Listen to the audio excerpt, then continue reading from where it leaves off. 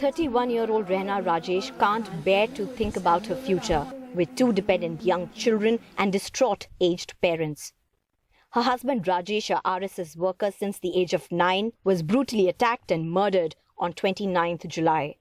Police say the accused had links to CPM but murdered for personal reasons. എൻ്റെ ചേട്ടൻ ഇത്രയും ഈ 89 വെട്ട് ഇങ്ങനെ വെട്ടി ഞുറുക്ക എന്ത് തെറ്റ് ചെയ്തെന്നാണ് ഞാൻ ചോദിക്കുന്നത് സമൂഹത്തോടും. CPM-കാരും DYFകാരും അറിയാതെ ഇതൊന്നും എന്തായാലും നടക്കൂല. The RSS has alleged that CPM-led government in Kerala has been targeting BJP RSS workers, afraid of growing BJP influence. ऐसे लोगों के ऊपर हो रहे हैं इस प्रकार के state sponsored, state patronised, state supported इस प्रकार के वायलेंस को देश के लोग देखकर चुप रहेंगे.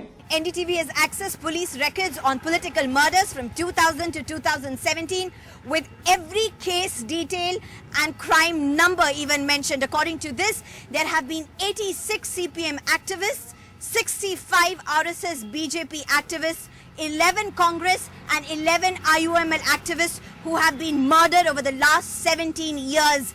Besides this, there are also other minor parties who have lost their cadre to political violence. However, the statistics clearly show that no political party can absolve themselves of the responsibility of the political viciousness and the violent cycle of crimes in the state.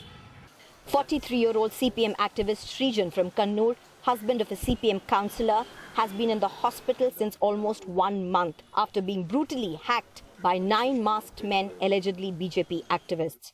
As of now, 13 people were murdered by the RSS. Singularly responsible for this vicious cycle of violence this time is the RSS that initiated this. उन्होंने नहीं कहा, अभी उनको याद आ रही है क्या ये सब?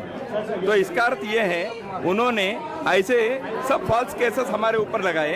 Data on political murder clearly shows that no political party, be it CPM or the RSS BJP, can claim to be victimized.